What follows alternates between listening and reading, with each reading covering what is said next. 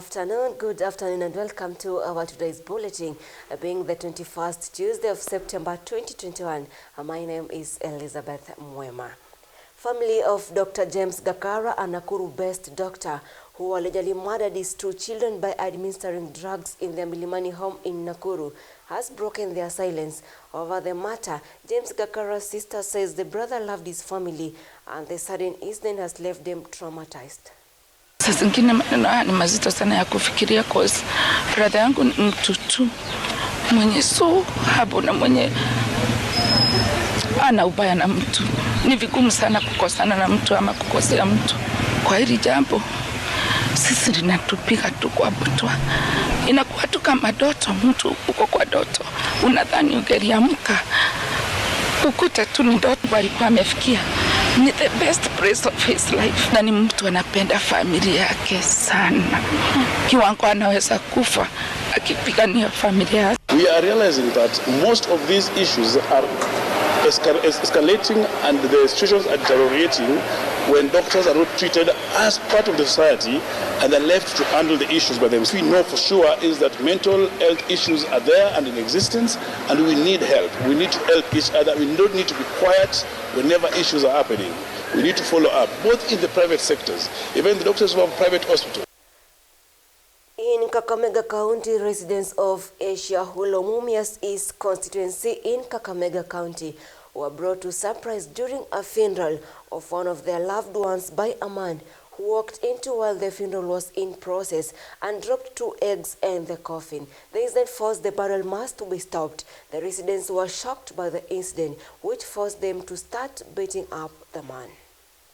Ona mshangao, kwa hii miaka mingi nimekaa kwa hii dunia, sijawahi kuona kitendo kama hiki ambacho kimetendeka hapa.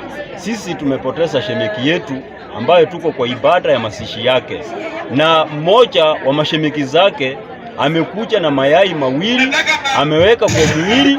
Hata tumeshangaa hicho kitendo ni kitendo ya aina gani.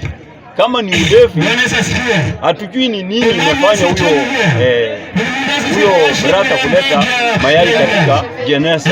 Tunataka tukae kama jamii tuone ya kwamba atuambie hiyo mayai ilikuwa na maana gani na ni kwa nini alileta hapa. Kama alitumwa na mtu atasema. Mimi kwa majina naitwa Jane Asanga, mwenye amekufa hapa ni dada yangu.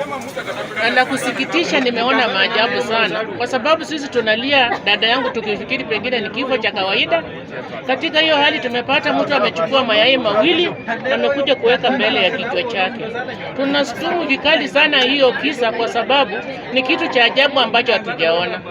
Tunaomba serikali ichukue sheria kwa mkono, wajue kwa nini huyu mtu alileta hapa hii mayai na sisi tunalia. Hata mimi nimeshtukia tu kuhusu hiyo.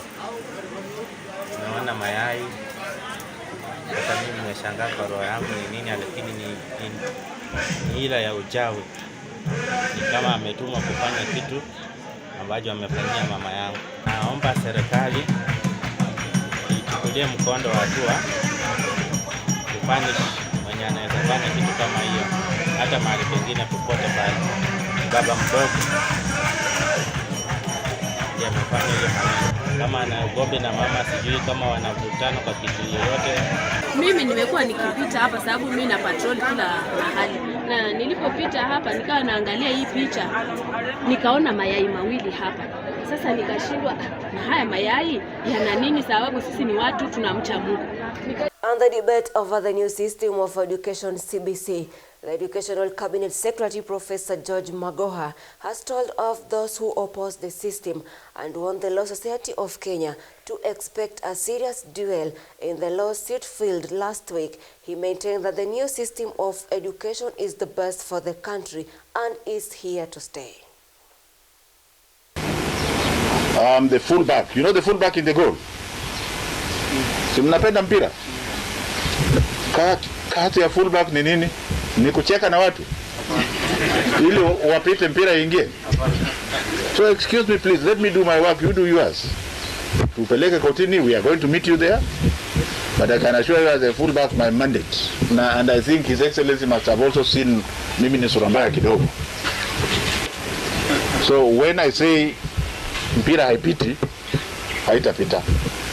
Why don't you leave education for the educationists? Which actually start from the parents at home. The parents at home are the greatest teachers of all time. And due to the rising of fuel prices in the country, Kuppet chairman, who is also a member of parliament of Emuhaya, Omboko Milemba, has challenged the government through the TSC to add teachers' traveling allowance to make them to be in school in time, and also asked the stakeholders to look for a solution to the new education system, CBC. Washington Abukuse has the details. Speaking in Busia town in a meeting with a panel of Kuppet leaders in Western Province, the chairman publicized that if teachers will unite and support a party that will air out their grievances in the Kenyan manifesto before the general election next year. Ni kweli tumeweza kusumuziana, tumesema kwamba wale wanasiasa ambao wanataka uongozi wa Kenya hii kama president, lazima tuangalie sisi kama walimu manifesto zao, kuhakikisha kwamba zile manifesto zao zinashughulikia walimu na haswa jambo la CBA, sababu walimu wamevumilia kusign CBA ambao ina pesa. Kwa hivyo tunataka kuona ni chama kipi ambao kinasema ya kwamba katika the first 100 days in government watakuwa wamepatia walimu CBA ambao ina pesa. Omboko Milemba also questioned the CBC program, putting a blame on the CS of Education, Dr. Magoha, saying that he did not consult the teachers and however should do so to avoid inconveniences in secondary schools. Ni CBC ambayo ni competence based curriculum ambayo walimu wa sekondari wanaitarajia, bado iko grade 5, na tunataka kwamba sio mfumo mbaya, lakini Waziri Magoha aweze kuita washikadau wote, tuwe na review ya hii mfumo ili inapoendelea kuja mbele tuweze kuisorora na kuangalia kwamba inakuja kwa njia ambayo itaweza kusaidia watoto wetu, na pia haita dhuru ama kupanish wazazi vile tunavyosikia kwamba siku hizi wazazi wamekuwa walimu kule nyumbani na wengine wao hawana simu ambazo zinaweza piga mapicha na inabidi waweze kufanya hiyo kazi. CBC haijafika katika shule za upili na tunataka tusiwe na zile challenges ambazo zilikuwa ama zipo kwa shule za msingi. However, he said that the government and the TSC should be ready for a talk to increase the teachers' commuter allowances due to the increased fuel price to suit the transport needs of the teachers. Tunataka kuambia mwajiri wetu Teachers Service Commission na serikali kwamba lazima tufungue tena mazungumzo ya CBA, tukiangazia tu jambo moja, commuter allowance, ili walimu wawezeshwe kuenda kwa makazi zao kama kawaida. Tuweze kushughulikia jambo la commuter allowance ya walimu. Otota, Sabala Inyena for Vihiga and Moffat Okisai for Busia. And we want to appeal to the CS and the government at large to ensure that as they continue forcing and pushing for 100% transition, then the infrastructure in our schools are totally strained. Therefore, it is the duty of the government to ensure that infrastructure of our schools is well expanded to accommodate the 100% transition. Kama hiyo bei ya mafuta itabaki juu, kwa hivyo tungependa pia mwajiri wetu Teacher Service Commission aweze kuangalia swala hilo upande wa commuter allowance, ile pesa ambazo walimu wanapewa kupanda nauli yao iweze kuongezewa. Solidarity forever. Solidarity forever. Washington Abukuse, HLC TV report in Busia. I'll be taking a short break. Stay tuned. I'll be back with business and other news.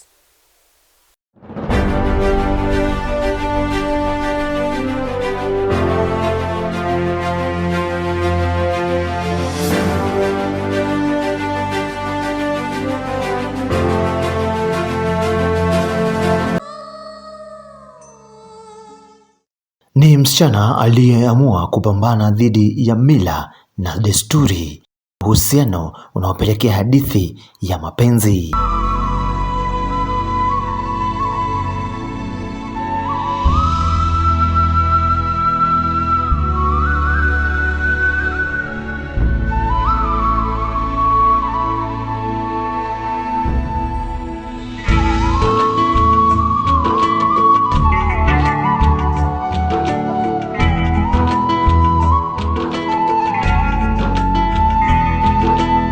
wivu unaoleta chuki na majonzi.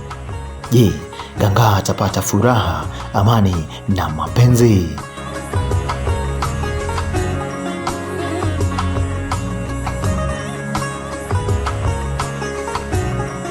Fuatilia hadithi bomba ya kusisimua na kufurahisha. Vyovyote vile nyie, siku zote mnasema Ganga iko sahihi. Hakuna mtu kwenye hii nyumba anayeniheshimu hata kidogo. Tuondoke. Kwa nini yatokea haya?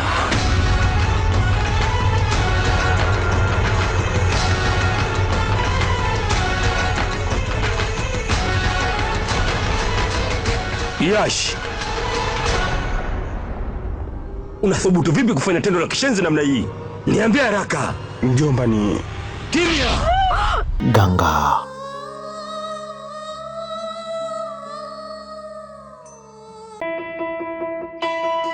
You know, I also miss my father. You were still so small when he left you.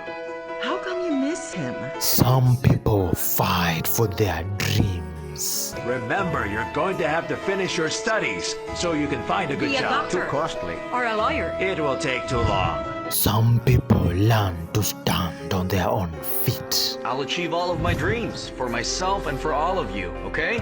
Okay. Love will lead them back to each other. You can only find the sweetest mangoes here! I wonder if she's here. It's impossible to find your father. Not my father, brah. I meant Bianca. 10 years have already passed. I'm sure she's forgotten you. Gabriel? But they can't escape the shadows of the past. I'm going to be a father! This can't be. My life is just starting, Rigor. I should not be scared. No one can know about my pregnancy. And now that Rigor's gone, so is our secret. My son! Gabriel, your father's here. This is a story about a game of life. Like you in my life, that there was an empty space in my heart. Forever, my love. Bianca is mine. I can give her anything she wants. I hate losing. Monday to Friday at 6 p.m. Two promises of eternity. The promise of love. A married life doesn't guarantee a bed of roses. There are doubts in the moment when the relationship becomes strained. I regret the day I took you in. Sorry, Gabriel. I'm sorry. If your first love returns, what will you choose? To go back to the eternal love of your past, or fight for your vows against the destructive temptation? They're also arresting Mr. Gustin. He didn't do anything. He was against this whole thing. The police know what they're doing. Gustin will be fine. Trust me.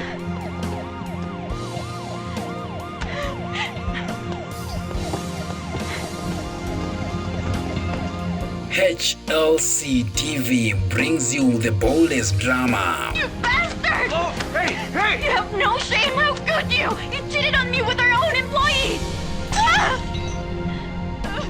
I don't know you, miss, but I know those tears. You're crying out of a broken heart, like you're being torn in half. Betrayal.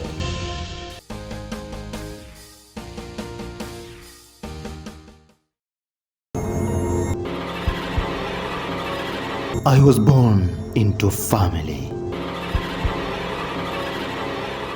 but they betrayed me.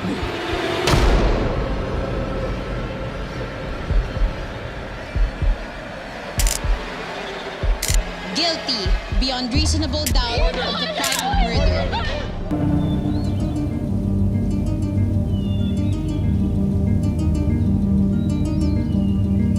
And now, the city is haunted. Who's there? You think you can play games with me? Show yourself!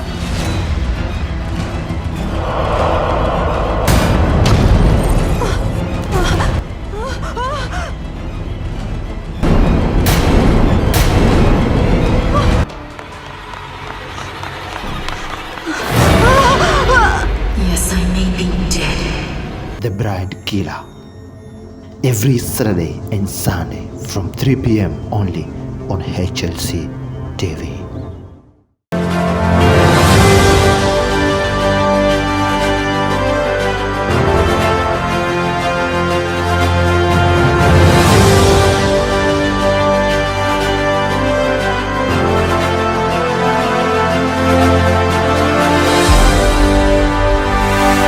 Welcome back. A section of Ukambani leaders allied to the Deputy President William Ruto have endorsed his candidature for president. The leaders from Lower Eastern Region have petitioned the Deputy President to prioritize economic development in the region should be sentenced to the top seat. Hiyo blueprint ndio tutapiga sahihi na His Excellency the Deputy President ambaye ndio candidate wetu wa UDA akigombea kiti cha urais. Na hiyo contract ni ya Deputy President binafsi na watu wa Ukambani wote. You know, so many Kenyans are asking why competitors of the Deputy President are panicked. Today I can tell Kenyans they panic because they know that the Deputy President has a plan. Ngumuzo tulikuwa nayo hapa ilikuwa mwanzo wa kufikiria zile vitu tutafanya kuinua uchumi ya watu wa Ukambani ama Southeastern Region. In the past, it has never happened that citizens at all levels are engaged in the process of developing a blueprint for purposes of forming a political movement with the intention a few months ago that it is our intention to change the conversation in Kenya. We are very proud that the conversation in Kenya has changed. Today, we are having the conversation of our lifetime around the economy. Tunasema tunataka siasa ya amani. Hatutaki fujo, hatutaki wale wanatupa mawe, hatutaki wale wa matusi. Tunataka kufanya siasa ya heshima. Kila mtu auze sera yake, kila mtu akuje na track record yake. Wananchi wa Kenya ni werevu, wataamua, watachagua ni nani anatosha. It is the responsibility of government to make sure there are policies that creates opportunity for young people to work in Kenya. It is not a favor that we are doing to the young people of our nation. Leaders from Central Province under the umbrella Mount Kenya Unity have agreed on 4 priority areas in which they engage those seeking support from the region. The leaders representing various political parties who met in Naivasha listed shared positions in appointee positions, equity in resource sharing are some of the incredible minimums to be met by those seeking votes from their community. Chosen the Honorable Mother Karua to be our official convener and our spokesperson. We want equity in representation. Nobody should stop any community of interest to come together, see together, eat together, and articulate their issues. This is beyond the presidential race. It is about permanent community of interest and permanent issues that need to be addressed. And this is not only for this generation, it's for generations to come. The interests of the mountain are paramount to ourselves as we think as Kenyans. Very long time, we fought the one-party dictatorship to bring back plural politics in Kenya. That is something we are committed to safeguard. We have seen in the history of our country that monolithic parties become oppressive. And in business news is that 1.2 million Kenyans are working in the digital space, according to the survey of the Ajira Digital Program, saying it's only 5% of the adult population. Also says that Kenyans working online earn an average of 20,700 monthly, with some earning 2,000 shillings per hour depending on the tax. Challenging now revealed to Kenyans is expensive internet cost, lack of skills to participate in some digital platform forms, and lack of access to Wi-Fi internet connectivity. In a country or whether it's in urban centers, they are able to go online and start earning a living and transforming the world. You've had many examples of what they're doing, and an average of over 20,000 per month is very good money, for someone who is actually looking for a job. We don't have to travel out of the country to look for jobs, disrupt families and the cost that it is, and the settling and cultural differences in different countries. And then because Kenya is very cosmopolitan, we're very good we are very highly educated, we're very skilled as a country, we don't realize that. So Kenyans are on demand, internationally for this kind of jobs.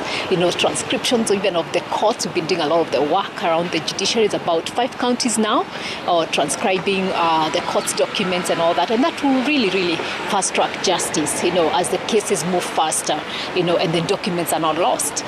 President Uhuru Kenyatta calls for increased private sector role, saying it has a critical role to play due to the coronavirus pandemic. Speaking during the United States Global Compact Private Sector Forum on the sides of the ongoing 76th section of the United States General Assembly, he said that Kenya had increased participation of business in growing the economy through private-public partnerships. Kenyatta says sector critical in post-COVID-19 recovery.